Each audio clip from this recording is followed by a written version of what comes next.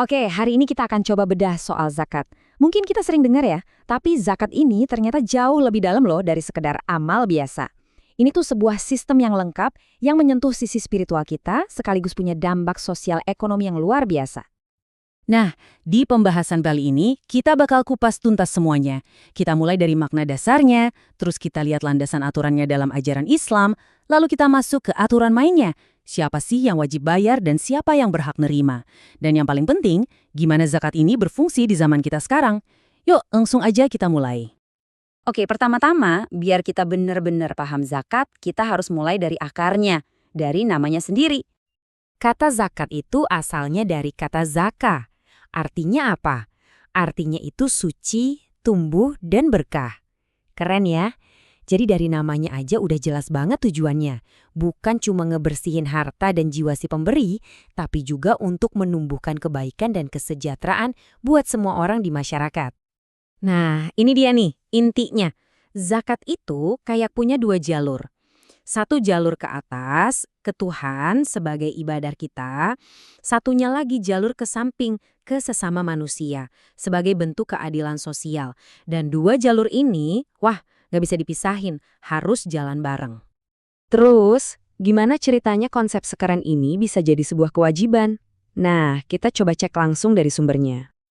Perintahnya itu jelas banget datang dari Al-Quran. Ayat ini misalnya langsung bilang, ambillah zakat. Jadi ini bukan cuma saran atau anjuran baik ya, tapi benar-benar perintah. Dan zakat ini jadi semacam alat buat membersihkan diri kita dan juga menumbuhkan kebaikan. Posisinya sebagai rukun Islam ketiga itu dan nunjukin betapa pentingnya zakat ini. Dan yang menarik, coba deh perhatiin. Di Al-Quran itu perintah zakat hampir selalu gandengan sama perintah sholat. Seolah-olah mau bilang, hey, ibadah ritualmu itu belum komplit kalau belum ada aksi sosial yang konkret. Oke, sekarang pertanyaannya, siapa aja sih yang wajib bayar zakat dan gimana ngitungnya? Ternyata aturan itu detail banget loh. Jadi ada beberapa syarat nih.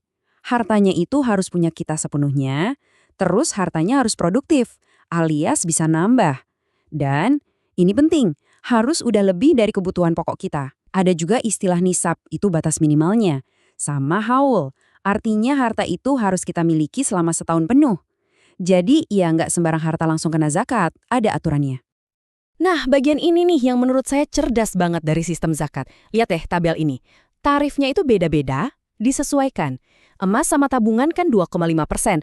Tapi lihat deh pertanian. Kalau sawahnya diairi, pakai usaha dan biaya, zakatnya 5%. Tapi kalau cuma ngandelin air hujan, gratis dari alam, zakatnya lebih besar, 10%. Keadilannya dapat banget kan? Makin sedikit modal dan usaha kita, makin besar kita berbagi. Oke, setelah kita tahu siapa yang bayar, sekarang zakatnya itu buat siapa? Nah, aturannya juga sama detailnya untuk memastikan dananya sampai ke tangan yang tepat. Di Al-Quran itu disebutin ada 8 golongan atau asnaf yang berhak nerima. Tentu ada fakir dan miskin, itu yang utama ya. Tapi ada juga loh kategori kayak gorimin. Ini buat orang-orang yang kejebak utang. Terus ada Ibnu Sabil, buat para pejalan yang kehabisan ongkos di jalan.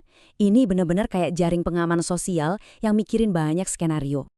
Pertanyaannya sekarang, sistem yang umurnya udah ratusan tahun ini masih relevan gak sih di abad 21?